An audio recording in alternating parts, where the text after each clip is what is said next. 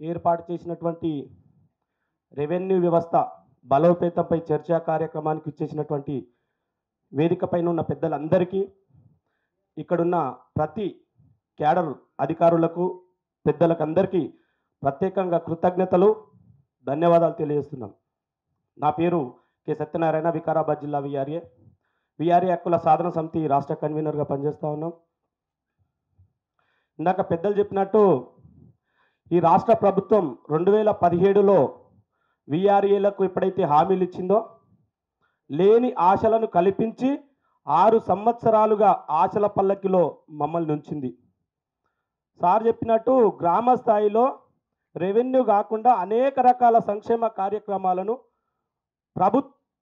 ప్రజలకు అందించి ప్రభుత్వానికి మంచి చేసే కార్యక్రమం గ్రామంలో పట్టుకొమ్మల్లగా మేము చేస్తున్నాం. విఆర్ఓలకు కానివ్వండి, ఆర్ఐసార్లకు కానివ్వండి, తహసీల్దార్ ప్రతి ఒక్కరికి సహాయ సహకారాలు అందించి గ్రామ స్థాయిలో మేము పనిచేయడం వల్లనే ప్రభుత్వానికి మంచి పేరు వస్తుంది, అన్ని సంక్షేమ ఫలాలు ప్రజలకు అందుతున్నాయని చెప్పి మేము గర్వంగా చెప్తా ఉన్నాం.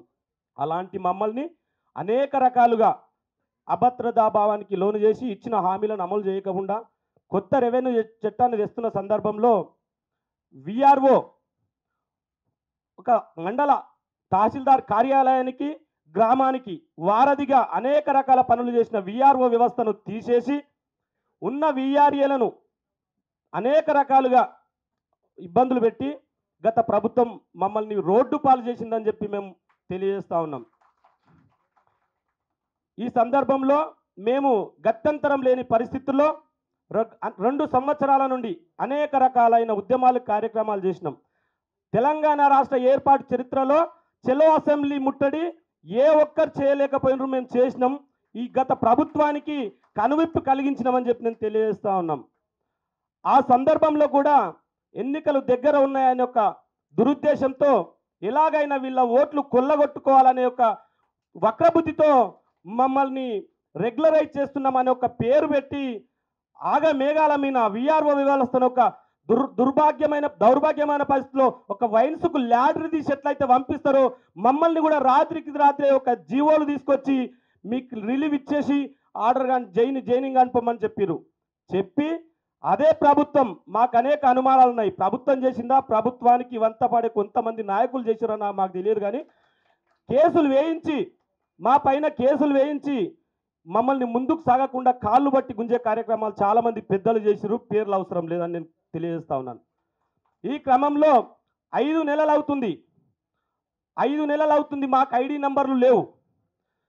రాష్ట్రంలో చాలామంది విఆర్ఏలకు ప్రమోషన్లు వచ్చినాయి, జూనియర్ అసిస్టెంట్లుగా, రికార్డ్ అసిస్టెంట్లుగా, ఓఎస్లుగా పోయిందని ఒక పేరు తప్పిస్తే మాకు రోడ్డు మీద అసలు కిరాయిలకు లేవు. 200, 300, 400 కిలోమీటర్లలో మల్టీ జోనర్ల ఉద్యోగాలు వేసిందండి మా విఆర్ఏ ఉద్యోగాన్ని.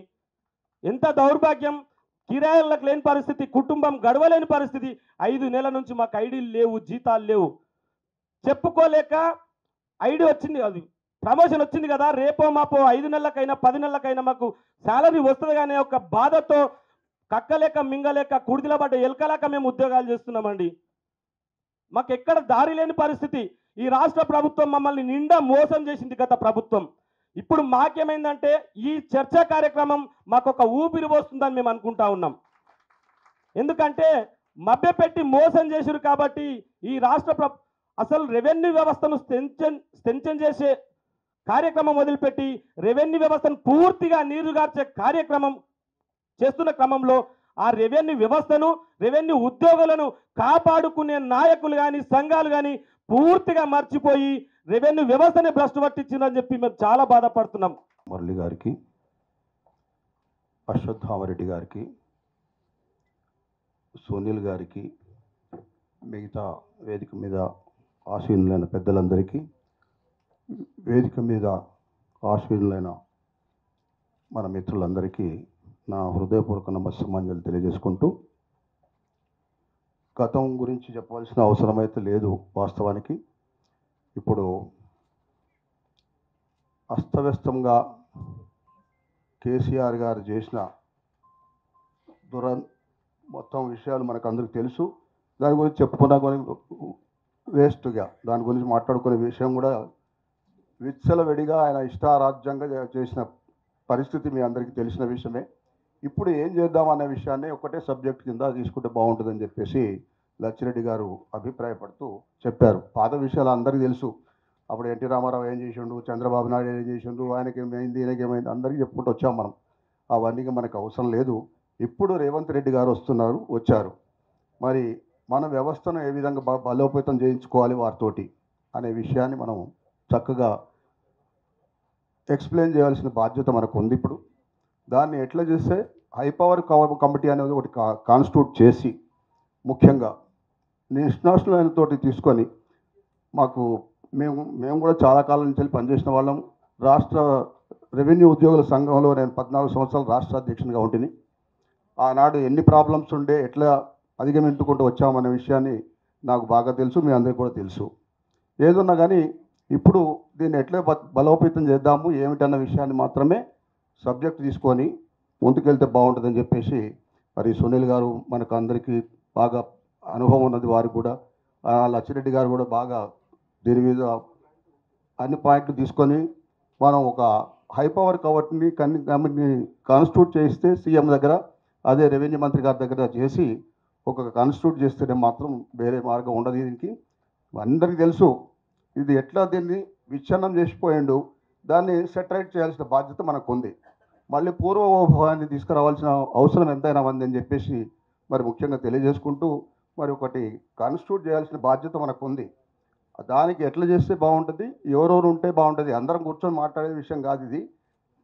కమిటీ కాన్స్టిట్యూట్ చేయండి, దాని ప్రకారంగా పెద్దలందరూ ఉన్నారు, వారితోటి మనం ముందుకు తీసుకెళ్తే బ్రహ్మాండమైన కార్యక్రమాన్ని మళ్ళీ తీసుకొద్దాం. పూర్వ వైభవాన్ని తీసుకొచ్చే బాధ్యత మనకు ఉంది, చేద్దాం. అది చేసేంత ఆ సత్తా మనకు ఉంది. రేవంత్ రెడ్డి గారు వచ్చిండ్రు, వారికి కూడా అనుభవాలు ఉన్నాయి. ఆయన రైతు కుటుంబం నుంచి వచ్చిన వ్యక్తి కనుక ఆయన కూడా బాగా తెలుసు. తర్వాత వారు కుటుంబం కూడా పటేల్ పటవారి వ్యవస్థలో చూసిన వారు ఆయనకు బాగా తెలుసు కనుక దీన్ని ఎట్లా బలోపేతం చేస్తే బాగుంటుందన్న విషయాన్ని మనం క్రోడీకరించి ఫైనల్ చేద్దామని చెప్పి తెలియజేసుకుంటూ ముందుకు నడిపించవలసిందిగా బాధ్యత తీసుకోవాల్సిందిగా మన లచ్చిరెడ్డి గారికి తెలియజేస్తుంది. Thank you. నా పేరు శ్రీనివాసరావు అండి, retired deputy collector. Retired 23 years back. అయితే ఇప్పుడు మీరందరూ బాధపడుతున్నారు పటేల్ పట్వారీల పోస్టులు అబాలిష్ అయినాయని. రెవెన్యూ సెక్రటరీ పోస్టు కూడా 5 ఏళ్ల సంది అబాలిష్ అయితే ఉంది. సిసిఎల్ఏ లేడు, సెక్రటరీ రెవెన్యూ లేడు, మిగతా వాళ్ళు లేరు. డిపార్ట్మెంట్ ఆల్మోస్ట్ ఉన్నది అంటే ఉన్నది. అయితే ముఖ్యంగా ఇప్పుడు మనం చేయవలసిన పనులల్లో post of village officers and village revenue officers should be mandal staffing pattern has to be based on the facts like rural urban mandal population and villages in mandal. Permanent post of computer operator to be provided instead of outsourcing or contracting appointment.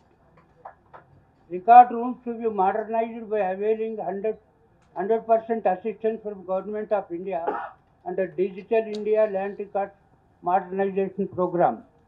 Online Pahani data may be freed on 30th June of every month and hard copy preserved. At the division level, periodical inspection of all mandals in the division by prescribing questionnaire in all respects. District level, capacity of building, imparting training to the all revenue staff by periodically evaluating the performance. Periodical inspection of division officers, वगैरह वगैरह. Provision under ROR Act 2020 for correction and rectification by any revenue officer, consequently driving the riots to the courts. Collectors are not competent to order changes in central district level, which they are doing at present. Format of PPB and title deeds issued not prescribed under any rule. Though Act is passed in 2020, till today, after 4 years, there are no rules. Non-statutory, not imparting proper training, not giving sufficient time, no supervision and guidance, not maintaining proper record. I say, what is the alternate? By constituting high power committee by government comprising of expert land matters, experienced working retired officers, Such high power committee thoroughly discuss with all stakeholders to crystallize the non-statutory problems. Besides this, Grama Nyayalas Act was passed sometime in 2009. Till today, after 15 years period is over, no court is established throughout the state. Those 55 courts were established, no modalities, no appointment, no judges, nothing was done. పెద్దలు సభాధ్యక్షులు లచ్చిరెడ్డి గారు, పెద్దలు గౌరవనీయులు పూజ్యులు కోదండరామ్ గారు, అదేవిధంగా పెద్దలు గౌరవనీయులు ఆగ్నూరు మురళి సార్ గారు, లక్ష్మయ్య సార్ గారు, మరి వేదిక నుంచి పెద్దలందరికీ, వేదిక ముందు ఆశీనులైన పెద్దలందరికీ పేరు పేరున నమస్కారాలు. మరి అందరం చాలా రిలీఫ్, ఒక 15 నుంచి చాలా రిలీఫ్ అయినాం. మేము ఆ రోజే మీటింగ్ పెట్టి వాట్సాప్ కాల్ బంద్ చేయండి, పర్సనల్ కాల్ మాట్లాడాలని, మామూలు కాల్ మాట్లాడాలని నేను లచ్చన్న ప్రెస్ క్లబ్ మీటింగ్ పెట్టి నేను 2 తారీఖు నాడే చెప్పిన. ప్రధానంగా రేపు గతం కదా, ఇలా మన ప్రభుత్వం వచ్చినా కూడా మనం ఎక్కువ సంబరపడాల్సిన అవసరం లేదు. అప్పుడే 2014 అట్లే సంబరపడి పాలాభిషేకాలు చేసినాం చూడు. ఒక హైదరాబాద్ సిటీకి ఒక రోజు మొత్తం పాలు దాపచ్చు, అన్ని పాలాభిషేకాలు చేసినాం కేసీఆర్ బొమ్మలకు చేసాం. ఇప్పుడు ఎవరైనా సరే మనం జాగ్రత్తగా ఉండి మన ఐక్యతగా ఉండాలి. ఇది ఉద్యోగ సంఘాలు ఐక్యత ముట్టిగా ఉంటేనే తప్ప ఏమి సాధించలేము. ఇలా నేను ఆ రోజు నుంచి లచ్చనతో కోదనవసరంతో ఒక షేర్ చేసుకునేదంటే, రేపు అందరం ఉద్యోగాలు, రెవెన్యూ ఉండొచ్చు, ఆర్టీసీ ఉండొచ్చు, మున్సిపల్ ఉండొచ్చు, ఆశా వర్కర్ ఉండొచ్చు, ఆయాలు ఉండొచ్చు, అందులో ఒక సంఘం యూనిట్ ఏ సంఘాలు వాళ్ళకు ఉండాలి. దీన్ని మొత్తం లీడ్ చేసి ఇప్పటికి మొన్నటిదాకా ఏమైంది, టీఎన్జిఓ టీజీఓలే నడిపారు. టీఎన్జిఓ అంటే మేము చిన్నప్పుడు ఎమోషన్ రోమాలు నొక్కబరుస్తున్నాయి. టీఎన్జిఓ అంటే అంత ఉద్యమ పోరాట చరిత్ర టీఎన్జిఓ. ఇప్పుడు ఎట్లయిపోయిందంటే పాలాభిషేకాలు గులాంగిరికి అవుతుంది. కేవలం శ్రీనివాస్ గౌడ్ నాశనం చేసినది, కేవలం నాశనం చేసింది శ్రీనివాస్ గౌడే. రేపు ముందు జాగ్రత్తగా నేను కోరం సార్తో కూడా డిస్కషన్ చేసినప్పుడు వస్తుంది. మళ్ళీ దొంగలు ఏదో రూపాన మళ్ళీ మన రోజు చూసుకోవడానికి ప్రయత్నాలు చేస్తున్నారు సార్. దయచేసి మేము వాళ్ళని రానిదే కాదు, దొంగలకు తాళం చేయించే పరిస్థితి దేవుతుంది మనం. ఆ రోజు 2014లో తెలంగాణ గవర్నమెంట్ వచ్చినా కూడా సార్ మేము చెప్పిన ఎలక్షన్లో పోటీ చేశారన్నాం కోరం సార్ను. లేదు మనం బయట ఉండి జాగ్రత్తగా గమనించాలి, పునర్నిర్మాణంలో పాత్ర కావాలన్నారు. నేను చెప్పిన ఎందుకో నా నోటితో జరుగుతుంది సార్, వాళ్ళు గెలిస్తే మనం రాణిస్తారని పునర్నిర్మాణం గురించి అడుగుతారు సార్. నేను ఆలోచన అడగరన్నా, కరెక్ట్ అదే అయింది. ఆలోచన అడగకపోగా అనగదొక్కిరు మనను, మామూలుగా అనగదొక్కలే. ముందు రెవెన్యూ డిపార్ట్మెంట్ నా ప్రజల్లో ఒక చులకన భావనం, అరే రెవెన్యూ డిపార్ట్మెంట్ అవినీతిని తెచ్చడం, ఒక ఎంఆర్ఓ పైన దాడి జరిగినప్పుడు నేను ఆ రోజు వాళ్ళ ఇంటికాడ చెప్పాను, ఎంఆర్ఓ ఇంటి దగ్గర ఇది ప్రభుత్వం హత్య అని చెప్పినాం. ఇది ప్రభుత్వం హత్య, ముఖ్యమంత్రి మీద కేసు బుక్ చేయాలని చెప్పినాం. ఎందుకంటే టోటల్గా ముఖ్యమంత్రిలో ఏముందంటే మాజీ ముఖ్యమంత్రిన ఒక వ్యక్తులను ఫస్ట్ పర్సనాలిటీ అసాసినేట్ చేస్తాడు. వ్యక్తిత్వాలు ఇవన్నీ అసాసినేట్ చేశాక వాళ్ళని ప్రజల్లోకి చులకన భావం చేశాక ఆయన దెబ్బ కొట్టే ప్రయత్నాలు చేస్తాడు. దేవుడు పిచ్చోడు, వాళ్ళు అన్నీ చూసిండు. లచ్చన చెప్పిన భూపాలపల్లి ట్రాన్స్ఫర్ అన్నారు. మేమందరం నేను 4.5 ఏళ్ళ నుంచి బస్ భవన్ అడుగుపెట్టలే. కేసీఆర్ ముఖ్యమంత్రి దిగే వరకు 4 ఏళ్ళ నుంచి నేను బస్ భవన్లు అడుగుపెట్టినా. కేసీఆర్ మొన్న దిగినప్పుడు లచ్చిరెడ్డి అన్న ఏదైతే రోజు రిపోర్ట్ చేసిండో నేను అదే రోజు బస్ భవన్లు అడుగుపెట్టి బస్ భవన్ మొక్కేసి వచ్చిన. నేను ఇప్పుడు కూడా మేము 6 నెలల నుంచి 7 నెలల నుంచి కూడా జేఎస్ చైర్మన్ మళ్ళీ నన్నే తీసుకున్నారు అందరూ ఎంప్లాయ్ అన్ని యూనియన్లు. చెప్పినా ఖచ్చితంగా ఆర్టీసీ కార్మికుల సమస్యలు చాలా ఉన్నాయి. రేపు మనం అందరం ఒకటే, అన్ని ఉద్యోగ సంఘాలు ఏకతాటిపైకి తేవాలి. తెలంగాణ ఉద్యమంలో చేసిండు సార్, చేసింది కోదరాం సార్ చేసిండు. ఆ రోజు 136 సంఘాలు కోదరాం సార్ పిలిపిస్తే గంట కూర్చుంటుంటే రేపు నిర్ణయం ఏంటంటే జరుగుతుండే. మనం అందరం పోరాడి తెచ్చిన తెలంగాణలో కేవలం కుటుంబం బతికింది. కుటుంబం బతికి మన పైన పెద్దరికం ఏమంటారు, తెలంగాణలో ఏరి కోరి తెచ్చుకున్న మొగుడు ఎగిరెగిరి తంత ఏం చెప్పలేము అన్నట్లేదు మన పరిస్థితి. రేపు అట్లా కాకుండా ఉన్నాయంటే జాగ్రత్త పడాలంటున్నాను. రేపటి భవిష్యత్తు కూడా పెద్దలు ఆగ్నూరు మురళి గారు వీళ్ళు ఉండరు, వీళ్ళు కూడా ప్రభుత్వంలో భాగస్వాములు కావాలి. ఇలా మీరు ఇచ్చిన ఇంటర్వ్యూలు మేము ఒక రకంగా పోరాటం చేస్తే మీరు ఇచ్చిన ఇంటర్వ్యూలు ఒక రకంగా ప్రజలకు వెళ్ళినవి. ఇలా ప్రభుత్వం మార్పు కూడా మనకు ఖచ్చితంగా మీరు చెప్పాలి. కేవలం 2% ఓట్లతోనే ప్రభుత్వం గెలిచింది, మనం 2% మనం ఉన్నాం. అంటే మన కంటికి రెప్పలాగా ప్రభుత్వం కాపాడాలి. అంటే మనమే గొంతెమ్మ కోరికలు కోరాం, ప్రభుత్వానికి సహకరిద్దాం, పూర్తి స్థాయిలో ప్రభుత్వాన్ని బలోపేతం చేద్దాం. రెవెన్యూ వ్యవస్థ బలోపేతం కాదు, మీరు రెవెన్యూ వ్యవస్థ బలోపేతం అయితే రాష్ట్రమే బలోపేతం అవుతుంది, రాష్ట్రం బలోపేతం ప్రజలు బలోపేతం అవుతారు, రాజ్యం బలోపేతం అవుతుంది. అంతే ఒక మెయిన్ పాత్ర. అటువంటి వాళ్ళు అర్ధరాత్రి కలెక్టర్ ఆఫీస్లో బుక్కులు వారి ఇచ్చి ఇప్పటివరకు జీతాలు లేదంటే సిగ్గుచేట. అది ఒకరోజు ముఖ్యమంత్రికి జీతం ఆలస్యం అయితే ఒక్కరు. కాబట్టి రేపు భవిష్యత్తులో మనందరం ఐక్యమత్యంగా ఉండాలి, ఉండి దీన్ని మన హక్కుల గురించి పోరాడుకుంటూ రాష్ట్ర ప్రభుత్వాన్ని కూడా అభివృద్ధిలో తీసుకురావాల్సింది కోరుతూ ఈ అవకాశం ఇచ్చిన పెద్దలు లచ్చిరెడ్డి గారికి మరియు మన టీజీటీఏ సంఘం పెద్దలందరికీ పేరు పేరున ధన్యవాదాలు తెలుపుతూ థ్యాంక్ యూ. ఈనాటి తెలంగాణ తహసీల్దార్స్ అసోసియేషన్ ఆధ్వర్యంలో రెవెన్యూ వ్యవస్థను ఏ రకంగా బలోపేతం చేయాలనేటువంటి కార్యక్రమానికి మన ప్రియమైన అన్నగారు లచ్చన్న గారు అధ్యక్షత వహిస్తున్నందుకు సంతోషకరం. అదేవిధంగా ఈ కార్యక్రమానికి విచ్చేసినటువంటి సార్ కోదండరామ్ సార్ గారికి, తర్వాత నిజాయితీకి నిబద్ధతకు మారుపేరై రాష్ట్రంలో పెనుమార్పు తీసుకురావడానికి తన వంతు కృషి చేసినటువంటి ఆకునూరు మురళీ సార్ గారికి, అదేవిధంగా ఆర్టీసీలోనే పోరాట పటిమను చూపించినటువంటి అశ్వత్థామారెడ్డి గారి అన్నగారికి, తర్వాత రెవెన్యూలో ఎన్నో సంవత్సరాలు సేవ చేసినటువంటి వివిధ హోదాలు పనిచేసిన వారికి, భూమి అంటే సుశీల్ అంటే భూమి అని, మన సునీల్ అంటే భూమి అని సునీల్ అన్న పేరుగాంచినటువంటి మన అన్నగారికి, అదేవిధంగా ప్రియాతి ప్రియమైనటువంటి మిత్రులు సుదూర ప్రాంతం నుంచి వచ్చినటువంటి ప్రతి ఒక్కరికి, నా ప్రియమిత్రులకు అందరికీ పేరు పేరున ధన్యవాదాలు. ఇది ఒక ఆరంభం. రాబోయే రెవెన్యూలోనే కాదు,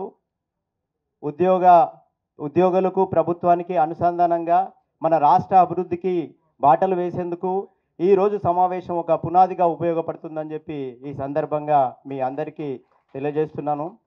అప్పుడు ఇంకా నేను పూర్తి వివరాలకు వెళ్ళట్లేదు, కానీ చిన్న ఒక 2-3 విషయాలు మాట్లాడి మళ్ళీ రెవెన్యూ అంశాలకు వస్తాము.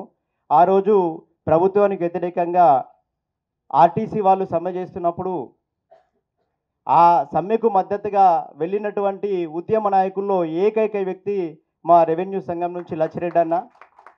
ఆయన స్ఫూర్తితోని మేము జిల్లాలలో కూడా మద్దతు ఇచ్చాం. బట్ అంటే పూర్తి స్థాయిలో టీజీఓ, టీఎన్జిఓ, మిగతా సంఘాలన్నీ కూడా మద్దతు ఇవ్వకపోవడం వల్ల ఆ రోజు మనం ప్రభుత్వానికి ఒక రకమైనటువంటి ఉద్యోగుల ఐక్యతను చూపలేకపోయినాం. ఆ ఒక్క సంఘటన మొత్తం రాష్ట్ర వ్యాప్తంగా ఉద్యోగుల ఐక్యతను దెబ్బతీసే రకంగా తయారైంది. అది అవుతుందని కూడా అప్పుడే మనం ఊహించగలిగినాం. అది ఈ రోజుకు కొంచెం మనకు ఉపశమనం కలిగింది. వాస్తవానికి చెప్పాలంటే నమస్తే తెలంగాణలో ఒక కుక్కని చంపడానికి ఇది ఎర్రి కుక్క అని చెప్పినట్టు ధర్మగంట అనే పేరు మీద ఒక నమస్తే తెలంగాణ అనే పేపర్లో రెవెన్యూని ఒక బద్నాంలాగా ప్రోగ్రాం చేస్తూ మెల్లమెల్లగా ఒక ఎల్ఆర్యూపీ అనేటువంటి ప్రోగ్రాంలో ఒక 100 రోజుల ప్రహసనం చేస్తూ ఆ 100 రేసులో 100 రోజులలో మొత్తం భూమి రికార్డుల వ్యవస్థనంతా కూడా అస్తవ్యస్తం చేస్తూ ఈరోజు భూ రికార్డులకు ఎవరైతే నిర్వహణకు వెన్నెముకలా పనిచేసిందో ఆ విఆర్ఏ వ్యవస్థలను పతనం చేస్తూ వీళ్ళంతా కూడా రాష్ట్రంలోని భూములన్నీ కూడా ప్రైవేట్ పరం చేసిన సంగతి ఇక్కడ ఉన్నటువంటి మేధావులకు, పెద్దలకు ప్రతి ఒక్కరికి తెలుసు. అందుకే నేను సమూలంగా ఆ వివరాలకు వెళ్లకుండా ఇప్పుడు మనం దీన్ని ఏ రకంగా క్యూరేషన్ చేయాలి, దీన్ని ఏ రకంగా మనము మళ్ళీ తిరిగి పాత ప్రభను తీసుకొచ్చుకోవాలి అనేటువంటి నేపథ్యంలో కొన్ని విషయాలు నేను పెద్దల దృష్టికి తీసుకుదలుచుకున్నాను సార్. ముఖ్యంగా ఏంటంటే ఇప్పుడు ప్రస్తుతం ఈ ధరణి పేరు మీద ఈ రికార్డులన్నీ కూడా ఒక ప్రైవేట్ సంస్థ ఆధీనంలో ఉన్నాయి. దయచేసి వెంటనే ఆ ధరణి రికార్డు వ్యవస్థ ఎవరైతే నిర్వహిస్తుందో వాళ్ళని మార్చి ప్రభుత్వములో ఆధీనంలో ఉన్నటువంటి ఒక సంస్థకు అప్పగిస్తే బాగుంటుందనేది ఒక ఆలోచన సార్. అంతేకాకుండా గ్రామ స్థాయిలో భూ రికార్డు వ్యవస్థ మొత్తం అస్తవ్యస్తమైంది. కంప్యూటర్లో నమోదై ఉన్నాయి. దాంట్లో ఏది నిజం ఏది అబద్ధం అనేది తెలుసుకునేటువంటి పరిస్థితి లేదు. పాత ఏదైతే సేత్వార్ కానీ పాత రికార్డులన్నీ కూడా అవన్నీ కూడా ఇప్పుడు దొరకని పరిస్థితి ఏర్పడుతున్నది. అందుకోసం మళ్ళొకసారి ఈ ప్రభుత్వమైన పెద్దలైనా కొంచెం కాన్సన్ట్రేషన్ చేసి ఆ పాత రికార్డులన్నీ పటిష్టం చేస్తేనే ఇప్పుడు ఫర్ ఎగ్జాంపుల్ మీకు అందరికీ తెలుసు సార్, సీలింగ్ యాక్ట్ కానీ ఇనామ్ యాక్ట్ కానీ రకరకాలైనటువంటి చట్టాలు 126 చట్టాలు ఉన్నాయి. ఆ ఒక్క చిన్న ఆర్ఓఆర్ యాక్ట్తోని ఆ చట్టాలన్నింటిలో కూడా నిర్వీర్యం చేసిండ్రు. ఒక పాస్బుక్ మనం ఒక వ్యక్తిని పట్టాన్ని ఇంప్లిమెంటేషన్ చేయాలంటే మిగతా చట్టాలన్నీ కూడా కూలంకషంగా చూసిన తర్వాత చేయాల్సి వస్తుండే. అలాంటిది ధరణి వచ్చిన తర్వాత మిగతా అన్ని పక్కన పెట్టి అమ్మేటోళ్ళు కొనే వాళ్ళు అంగీకరిస్తే సరిపోతుంది అనేటువంటి చిన్న సవరణతోని మొత్తం రాష్ట్రంలో ఉన్నటువంటి ఈ రెవెన్యూ పాలన అంతా కూడా అస్తవ్యస్తమైంది సార్. దయచేసి అందుకోసమే ఈ కొత్త ఆర్ఓఆర్ చట్టాన్ని రూపొందిస్తే బాగుంటుంది అనేది ఒక ఆలోచన. అదే కాకుండా ఈ భూ రికార్డు వ్యవస్థకు ఎవరైతే వెన్నెముకల ఉండేవాళ్ళో ఆ భూ పరిపాలన గ్రామ స్థాయి పరిపాలనకు ఎవరైతే ఆధారం అనుకున్నామో ఆ విఆర్ఏ వ్యవస్థలను తిరిగి మళ్ళీ రెవెన్యూకి తీసుకొచ్చి వాళ్ళకు ఉన్నటువంటి హోదాలు ఇప్పుడు ఏదైతే అప్గ్రేడేషన్ చేశామో ఆ అప్గ్రేడేషన్ అలాగైనే కొనసాగిస్తూ కొద్దిమందికి జూనియర్ అసిస్టెంట్ ఇచ్చాం, సీనియర్ అసిస్టెంట్ ఇచ్చాం, వాళ్ళ స్కేళ్లలో వాళ్ళ వేతనాల్లో మార్పు లేకుండా వాళ్ళందరినీ తిరిగి అదే వ్యవస్థకు తీసుకొచ్చి మళ్ళా రెవెన్యూని బలవంతం చేయడానికి చేస్తే బాగుంటాయి సార్. ఇంకోటి ఏమైందంటే ఈ మధ్యకాలంలో ఈ ధరణి వచ్చిన తర్వాత ఈ కొత్త ఆర్ఓఆర్ చట్టం ద్వారా అసలు అపీలు చేసుకునేటువంటి అవకాశమే లేకుండా పోయింది సార్. అంటే ఎవరైతే ఇప్పుడు తహసీల్దార్ కానీ ఎక్కడైనా కానీ ఒక లోపం జరిగితే డైరెక్ట్ వాళ్ళు హైకోర్టు కానీ ఏదైనా సివిల్ కోర్టుకి వెళ్ళాలి తప్ప ఆ పైన ఆర్డీఓ స్థాయిలో కానీ తర్వాత అడిషనల్ కలెక్టర్, జాయింట్ కలెక్టర్ స్థాయిలో కానీ ఎలాంటి కలెక్టర్ స్థాయిలో కానీ దాన్ని పరిశీలించేటువంటి అవకాశం లేకుండా పోయింది. కాబట్టి దయచేసి తిరిగి ఆ అప్పీల్ వ్యవస్థను మనం పెట్టినట్లయితే చాలామంది పేదవాళ్ళు, కోర్టులకు వెళ్ళే పరిస్థితి లేని వాళ్ళు, స్తోమత లేని వాళ్ళు దానివల్ల వాళ్ళకి అవకాశం కలుగుతుంది సార్. అదే కాకుండా ఏం చేశారంటే ఈ ఎల్ఆర్యూపీలో భాగంగా కొన్ని భూములలో ఫర్ ఎగ్జాంపుల్ కొన్ని వందల ఎకరాల భూములు సీలింగ్ యాక్ట్ ప్రకారం అట్రాక్ట్ అయ్యి ఉండి కూడా అవి అట్లనే నిస్తేజంగా ఉన్న భూములలో వాళ్ళు కాస్తు చేసినటువంటి రైతులందరూ ఇప్పుడు కాస్తు కాలం లేక కల్టివేటర్ కాలం లేక వాళ్ళకి ఎలాంటి భూపరమైనటువంటి హక్కులు పొందక చాలా ఎస్సీ, ఎస్టీ, బీసీ రకరకాల వర్గాలు అనేకమైన ఇబ్బందులు ఎదుర్కొంటున్నారు సార్. వాళ్ళకు ఒక్కసారి మనం ఈ కాస్తు కాలంని కూడా ఇంక్లూడింగ్ చేసి అలాంటి వాళ్ళకు కూడా కొంచెం అవకాశం కల్పిస్తే అది కూడా ఒక రకంగా బాగుంటుంది సార్. అదే కాకుండా ఈ ధరణి సిస్టంలో కూడా కొన్ని సమూలమైనటువంటి మార్పులు చేయాల్సినటువంటి అవసరం ఉంది. ఇంతకుముందు కూడా కోదండరాం సార్ గారికి గత సమావేశంలో మనం కొన్ని వివరించాం. భవిష్యత్తులో ఒకవేళ వీలైతే సునీల్ సార్ చెప్పినట్టు ఒక సర్వే విధానాన్ని, ఎందుకంటే ఎప్పుడో నిజాం కాలంలో మనం భూ సర్వే చేస్తున్నాం సార్. అప్పటి ఉన్నటువంటి ముఖ్యంగా అయితే పట్టా భూములలో సమస్యలు ఎక్కువ లేవు, కానీ ప్రభుత్వ భూములకు సంబంధించినటువంటి వివరాలు పూర్తి స్థాయిలో ప్రభుత్వాని దగ్గర లేవు. అంటే ఒక గవర్నమెంట్ ల్యాండు ఎవరి అన్యాక్రాంతంలో ఉంది, ఎక్కడుంది అనేటువంటి తేల్చలేని స్థితిలో ప్రభుత్వానికి అవసరమైనటువంటి అప్పుడు వాళ్ళకు ప్రభుత్వానికి మనం భూమి చూపించలేనటువంటి దుస్థితిలో మనం రెవెన్యూ వ్యవస్థ కానీ మన రాష్ట్ర స్థాయి పరిస్థితి ఉంది సార్. అందుకోసం ఈ భూములని మళ్ళొకసారి చాలా సమగ్రంగా సర్వే చేసే సిస్టమ్ని కూడా చేస్తే బాగుంటుంది సార్. అంతేకాకుండా ఇంకొకటి ఏంటంటే ఇంతకుముందు గతంలో కూడా చాలాసార్లు డిస్కస్ చేసుకోవడం జరిగింది. ఎన్ని లక్షలు పెట్టి ఫర్ ఎగ్జాంపుల్ చాలా కష్టపడి పనిచేసి ఆ డబ్బులు జమ చేసుకొని ఒక వ్యవసాయదారుడు ఆ భూమి ఆధారం అనుకొని ఏదో ఒక భూమిని కొన్న తర్వాత అది అసైన్మెంట్ భూమని, ఇనాం భూమని రకరకాల పేర్లతోని ఆయన దాన్ని నష్టపోతున్నారు. దాన్ని మళ్ళీ కోర్టులో వెళ్ళి గెలవలేక ఇబ్బంది పడుతున్నారు. అందుకోసం ఒక టైటిల్ గ్యారంటీ సిస్టమ్ అనేది తీసుకొని వస్తే భవిష్యత్తులో అతను ఒక హూందాగా నాకు వచ్చినటువంటి భూమి ఇది నాది, నా ఆస్తి, నా కుటుంబానికి సంబంధించింది, నా వారసత్వంగా నాకు ఇది అందుతుందనేటువంటి ధీమాతోని బతకగలుగుతారనేటువంటి ఉద్దేశంతో భవిష్యత్తులో ఈ టైటిల్ గ్యారంటీ కూడా తీసుకురావాలని చెప్పి ఈ సందర్భంగా విజ్ఞప్తి చేస్తూ, ఇంకా మరిన్ని విషయాలు పెద్దలు ఉన్నారు, వాళ్ళు మాట్లాడతారు. ఈ అవకాశం ఇచ్చినటువంటి మీ అందరికీ ధన్యవాదాలు. త్వరలో ఇవన్నిట్లను కూడా తీర్మానంలాగా ప్రతిపాదిస్తామని చెప్పి ఈ సందర్భంగా తెలియజేస్తూ సెలవు తీసుకుంటున్నాను. నేను రెండు ముఖ్యమైన విషయాలు ఇక్కడున్న అధికారులకు, సంఘాలకు దృష్టి తీసుకొస్తాను. ఇక మనందరికీ తెలుసు గత ప్రభుత్వం చేసిన నిర్వాహకం అన్ని వ్యవస్థలు, ఆర్థిక వ్యవస్థ, రెవెన్యూ వ్యవస్థ, పరిపాలన వ్యవస్థ, ఇక మొత్తం తెలంగాణ వ్యవస్థనే సర్వగా నాశనం చేసి అప్పుల చిప్పను కొత్త ప్రభుత్వం చేతిలో పెట్టి ఫామ్ హౌస్లో పడుకున్నారు. సరే, మళ్ళీ ఇంటికి వచ్చారు, అది వేరు. ఈ నేపథ్యంలో కాంగ్రెస్ పార్టీ రేవంత్ రెడ్డి గారి నాయకత్వంలో ప్రభుత్వం ఏర్పడ్డది అందరికీ తెలుసు. ఈ సందర్భంగా ఇప్పటి కూడా పిసిసి ప్రెసిడెంట్ గారే ముఖ్యమంత్రి కాకముందు మనం ఎలాంటి ఎజెండాతో ప్రజల దగ్గరికి పోవాలి. సరే, రాజకీయంగా రకరకాలుగా విమర్శలు ఉంటాయి, కానీ మనం ఎందుకంటే తెలంగాణ వ్యవస్థ మొత్తం సర్వనాశనం అయింది. తెలంగాణ ఆకాంక్షలు ఏవైతే మనం కోరుకున్నామో ఏవీ నెరవేరలేదు. అది ఇక చెప్పుకోకపోతే పెద్ద కథ అది. ఈ నేపథ్యంలో మనం ఏ ఎజెండాతోని ప్రజలకు వెళ్ళాలి, ప్రజలు నమ్మే విధంగా ఉండాలి, మనం చెప్పే ఎజెండాని, డెవలప్మెంట్ ఎజెండాని అమలు చేసే విధంగా ఉండాలి, ప్రజల యొక్క తెలంగాణ ఆకాంక్షలకు ప్రతిబింబించే విధంగా ఉండాలి అని ఒక 3 సూత్రాలతోని మన మేనిఫెస్టోని తయారు చేసి ప్రజలకు వెళ్ళాలన్నారు. కమిటీ శ్రీధర్ బాబు గారి ఆధ్వర్యంలో మేనిఫెస్టో కమిటీ ఏర్పాటు చేశారు. సో నన్ను ప్రత్యేకించి, నేను వియత్నాంలో పనిచేస్తున్నాను ఆ టైంలో, నన్ను ఇక్కడ పిలిపించి నన్ను అందులో పెట్టి ఆ కమిటీలో దాదాపుగా 150 వివిధ రకాల రిప్రజెంటేషన్స్ వచ్చాయి. మీ రెవెన్యూ నుంచి కూడా ఒక 4-5 రిప్రజెంటేషన్స్ వచ్చాయి వివిధ సంఘాల నుంచి, గాంధీ భవన్లో నిర్వహించిన వివిధ సమావేశాలలో. కమిటీలో ఉన్న చాలామంది కూడా ఎమ్మెల్యే క్యాండిడేట్స్గా పోటీ చేసేవాళ్ళు. సో వాళ్ళ యొక్క ప్రాధాన్యతలు దృష్టిలో ఎక్కువ టైం స్పేర్ చేయలేరు. శ్రీధరబాబు గారు నాకు పూర్తిగా స్వేచ్ఛ ఇచ్చి, సార్ మీరు డ్రాఫ్ట్ చేయండి, ఇన్ని రిప్రజెంటేషన్స్ విశ్లేషించి తర్వాత మనందరం కూర్చొని దాన్ని ఫైనలైజ్ చేద్దామని చెప్పారు. సో ఎక్కడ మొదలు పెట్టాలో నాకు అర్థం కావట్లేదు. 100-150 రిప్రజెంటేషన్స్, ఎటు చూసినా మనకు ఒక సర్వనాశనం.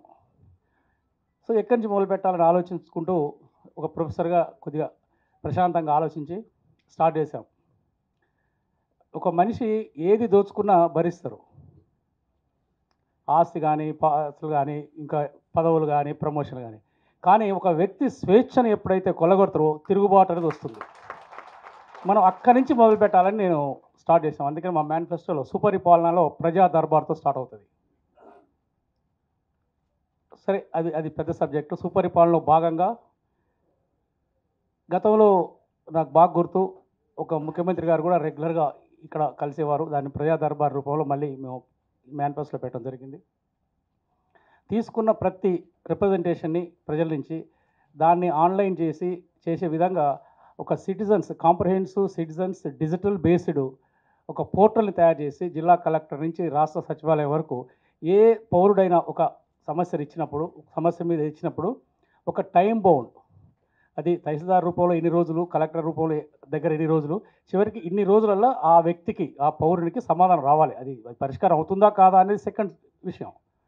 ఆ విధంగా ఒక పోర్టల్ని మనం డెవలప్ చేయాలని చెప్పేసి శ్రీధరబాబు గారు ఇచ్చిన ఆలోచనతో అది 2వ అంశంగా పెట్టాం సుపరిపాలనలో భాగంగా. ఇక అతి ముఖ్యమైనది డెవలప్మెంట్ ఎజెండాలో అతి ముఖ్యమైనది వ్యవసాయం అంటేనే రెవెన్యూ. మళ్ళీ అగైన్ మనం భూమి, వ్యవసాయం, రైతుని ఎక్కడ డీలింగ్ చేయలేవు, ఇవన్నీ ఒక టుగెదర్కి పోతాయి. ప్రస్తుతం మన రాష్ట్ర ముఖ్యమంత్రి గారు ధరణి గురించి చేసిన కామెంట్స్ అందరికీ మనకు తెలుసు. తహసీల్దార్ల సమావేశంలో మనం ముందుగా ఒక 2 తహసీల్దార్లు, ఇందాక మేడం చెప్పినట్టు విజయారెడ్డి గారు, అబ్దుల్లాపూర్ మెట్ తహసీల్దార్ గారు ప్రభుత్వం యొక్క విధానాలకు బలైపోయారు వారు. అట్లాగే సుజాత అని ఒక తహసీల్దార్ గారు కూడా నా దగ్గర పనిచేశారు. వారు కూడా చాలా మంచి తహసీల్దారు. వారు కూడా ఆ విధానాలకు మాత్రమే బలైనట్టుగా నేను భావిస్తూ ఉంటాను. వారిద్దరి ఆత్మకి శాంతి కలగాలని నేను కోరుకుంటూ ఉంటాను. మనం అందరం కూడా కోరుకుందాం, బికాజ్ ఇక్కడంతా రెవెన్యూ వ్యక్తులు ఉన్నాం కాబట్టి. ఇక ముఖ్యంగా మెయిన్ ఇంపార్టెంట్ పాయింట్ ఏంటంటే, ఈ రెవెన్యూ వ్యవస్థని బలోపేతం చేయడానికి మనం అనుకున్నట్టుగా ముందుగా వెంటనే 2020 నాడు ఏర్పాటు చేసినటువంటి ధరణి చట్టాన్ని మళ్ళీ రివర్స్ చేస్తూ, అంతకంటే ముందు ఏ పరిస్థితి అయితే ఉందో ఆ పరిస్థితిని కొనసాగిస్తూ చట్టం చేస్తే వెంటనే రెవెన్యూ వ్యవస్థ మళ్ళీ వెంటనే బలోపేతమై నడిచిపోతూ ఉంటుంది. అది కంపల్సరీ వెంటనే తీసుకొచ్చినట్టయితే బాగుంటుంది. ఇంకా రెండవది విఆర్ఓ విఆర్ఏ వ్యవస్థ ఏదైతే ఉందో ఆ వ్యవస్థను మళ్ళీ వెంటనే కనుక మార్గంలోకి తీసుకొచ్చినట్లయితే ఆ వ్యవస్థ కరెక్ట్గా పనిచేస్తుంది. ఎందుకంటే తహసీల్దార్లు ఎవరో అన్నట్టు తహసీల్దార్లు మేస్త్రులు, మెటీరియల్ మంచిగా లేకుండా, మెటీరియల్ లేకుండా మేస్త్రి ఏం చేస్తాడు? ఏం చేయలేడు. కింద స్టాఫ్ లేకుండా మేస్త్రి ఏం చేస్తాడు? ఏం చెప్పినా ఏమి చేయలేడు మేస్త్రి. మేస్త్రికి కావాల్సిన వ్యక్తులు ఉండాలి, అందించేవాళ్ళు ఉండాలి, మెటీరియల్ ఉండాలి, ఇవన్నీ ఉండాలి. అందుకని కంపల్సరీ వెంటనే ఆ వ్యవస్థను మళ్ళీ పునరుద్ధరణ చేసి మనకి 10,000 రెవెన్యూ గ్రామాలు ఉన్నాయి. భూమి కూడా దాదాపుగా 5 కోట్ల ఎకరాల భూమి ఉండొచ్చు తెలంగాణలో. 3,000 నుంచి 5,000 ఎకరాల వరకు ఒక వ్యక్తిని పెట్టి అతను ఆన్లైన్ సిస్టము కంప్యూటర్ విలేజ్ లెవెల్లో పెట్టినట్టయితే అతను ఆ ల్యాండ్ వివరాలను చూసుకునేటట్టుగా ఉంటారు. కాబట్టి అర్జెంటుగా మనకి 10,000 రెవెన్యూ స్టాఫ్ కింద విలేజ్ లెవెల్లో అవసరం ఉన్నారు, అర్జెంటుగా అవసరం ఉన్నారు. ఈ విఆర్వేలే కాకుండా గ్రూప్ 4లో కనుక అర్జెంటుగా అపాయింట్ చేసినట్లయితే ఒక్కొక్కళ్ళకి ఎంత 30,000 కంటే ఎక్కువ శాలరీ లేదు జూనియర్ అసిస్టెంట్ క్యాడర్లో ఇచ్చినట్లయితే మొత్తం మీద ఒక 60 కోట్లు నెలకైతే ఒక సంవత్సరానికి ఒక 600 కోట్లు ఇది. ఆ డబ్బు కూడా మనమే సంపాదించవచ్చు గవర్నమెంట్కి భారం లేకుండా. ఒక సర్టిఫైడ్ కాపీ ఇస్తే ఒక 10 రూపాయలతో డబ్బు వస్తుంది. లేకపోతే మొటేషన్ మీరు అన్నట్టు ఇప్పుడు 2,500 మొటేషన్కి ఉంది, అంత అవసరం లేదు. మొటేషన్కి ఒక 100, 200 పెడితే కూడా ఒక సంవత్సరంలో ఒక 5,000 ఎకరాల మీద ఒక 5-6 లక్షలు 10 లక్షలు సంపాదించగలుగుతారు ఆ వ్యవస్థ. ఎందుకంటే ఇప్పుడు సర్వీస్ ఓరియంటెడ్ వ్యవస్థ ఇది. ఎప్పుడైనా సరే అంతకుముందు పరిపాలనా విధానం వేరు, ఇప్పుడు పరిపాలనా విధానం వేరు. మనొక్క డిపార్ట్మెంటే కాకుండా కోదండరాం సార్ ఉన్నారు కాబట్టి లక్ష్మిరెడ్డి కూడా అన్ని మీటింగ్స్లో ఉంటారు కాబట్టి, సునీల్ గారు కూడా ఉన్నారు కాబట్టి నేను చెప్పేదంటే మీరు ప్రభుత్వానికి ప్రపోజ్ చేయగలిగేది ఏంటంటే అన్ని డిపార్ట్మెంట్లలో వ్యవస్థల్ని బలోపేతం చేయడానికి ఉన్న పరిస్థితులకు అనుగుణంగా రిటైర్డ్ ఎంప్లాయీస్, ఉన్న ఎంప్లాయీస్, పబ్లిక్ రిప్రజెంటేటివ్స్తో కమిటీస్ వేసి అన్ని డిపార్ట్మెంట్లను కూడా స్టాండర్డైజ్ చేయాలి. ఇప్పుడు అట్లాంటి పరిస్థితి వచ్చింది, ఎందుకంటే అన్ని డిపార్ట్మెంట్లు ఆగమైపోయినాయి. దాంట్లో రెవెన్యూ ముఖ్యము. ఈ రెవెన్యూలో విలేజ్ లెవెల్ వ్యవస్థని ముందు మనము పటిష్టం చేయాలి. అట్లాగే ఈ ధరణిది 20 చట్టానికంటే ముందు చట్టాన్ని ఏర్పాటు చేయాలి. ఇంకా మనం రికార్డ్స్, చాలా ఇంపార్టెంట్ రికార్డ్స్ ప్రిజర్వ్ చేసుకోవాలి. ఇంకా ముఖ్యంగా ఇందాక మేడం చెప్పినట్టు తహసీల్దార్లు అందరూ కూడా మీరు ఎగ్జిక్యూటివ్ మేజిస్ట్రేట్లు, ఇప్పుడు ప్రజావాణి అని ప్రభుత్వం 15 రోజుల నుంచి పిటిషన్లు స్వీకరిస్తుంది. మీ దగ్గరికి ఆ పిటిషన్లు వచ్చి ఉంటాయి. మళ్ళీ మనం వెంటనే నెలలు ఆ పిటిషన్ల మీద ఎట్లాంటి చర్యలు లేకుండా ఉంటే కూడా కుదరదు. అందుకని రెవెన్యూ మీద మీకు ఏమేమి పిటిషన్లు వచ్చినాయో వాటిని వెంటనే కనుక మీరు పరిష్కారం చేసినట్టయితే ప్రభుత్వానికి కూడా మంచి పేరు వస్తుంది. ప్రభుత్వం వచ్చిందయ్యా మా సమస్యలు పరిష్కారం అవుతున్నాయి అనేది ఉంటుంది. మీ లెవెల్లో పరిష్కారం కాకపోయినా మీరు ఒక రిపోర్ట్ పంపినట్టయితే ఆ రిపోర్ట్కి ఆధారంగా ఇంకా నేను పనిచేసేటప్పుడు ముఖ్యంగా నేను ఉట్నూరులో పనిచేశాను, పెద్దపల్లిలో పనిచేశాను. ఒక్కటే నేను ఒక అనుభవంగా ఉన్న వ్యక్తిగా నేను మీకు ఇచ్చే సలహా ఏంటంటే తహసీల్దార్లకి ఏదైనా భూమికి సంబంధించినటువంటి పిటిషన్ ఎవరన్నా ఇచ్చినట్టయితే ఆఫీసులో కూర్చొని దాన్ని డిసైడ్ చేయకండి, వెంటనే ఆ భూమి మీదకి వెళ్ళండి. అతనికి కూడా మీ పరిష్కారం కాకపోయినా తహసీల్దార్ వచ్చారు చూశారు అన్నటువంటి తృప్తి అతనిలో ఉంటుంది. ఓ పిటిషన్ ఇచ్చిన ఆయనలో రేపే వస్తా అని చెప్పండి, పిటిషన్ ఇవ్వగానే నేను రేపే వచ్చేస్తా మీరు అందరు రెడీగా ఉండండి అని చెప్పండి, వెళ్ళిపోయింది. అడిగి మీకు కూడా ఏమైంది, నిజమేదో తెలుస్తుంది. కాగితం మీద కాకుండా భూమి మీద చూసినాము అంటే నిజమేదో తెలుస్తుంది. కాబట్టి మీరు ఆ రకంగా పనిచేసి తహసీల్దార్లు ప్రభుత్వానికి మంచి పేరు తీసుకురావాలని, మంచిగా ఈ వ్యవస్థలో బలోపేతం అయ్యటం అంటే కింద మీకు మెటీరియల్ వేయటమే, మీ కింద స్టాఫ్ వేయటమే ప్రభుత్వం చేయాల్సింది. మీరు చేయాల్సింది మీరు ప్రజల సమస్యల్ని పరిష్కారం చేసి ప్రభుత్వానికి మంచి పేరు చేస్తారండి. ఇప్పుడు దాకా ఎందుకు ప్రజలు ఎన్నుకున్నారు ఈ ప్రభుత్వాన్ని? ఇందా పెద్దలు చెప్పారు కదా, స్వేచ్ఛ లేదు, స్వేచ్ఛ కావాలా, లేకపోతే మా సమస్యలు పరిష్కారం కావట్లేదు. ఇప్పుడు మీకు స్వేచ్ఛ వచ్చింది. దేనికి స్వేచ్ఛ వచ్చింది? ప్రజల సమస్యలను పరిష్కారం చేయడానికి స్వేచ్ఛ వచ్చింది. కాబట్టి మీరు సమస్యల్ని పరిష్కారం చేయండి. ధరణి కంటే వెనకటి పొజిషన్ని కనుక రిస్టోర్ చేసినట్టయితే అన్ని చట్టాల ద్వారా మీరు పనిచేయడానికి అవకాశం ఉంటుంది. మీకు ఇంకే అద్దులు ఉండవు, ఏమీ ఉండదు.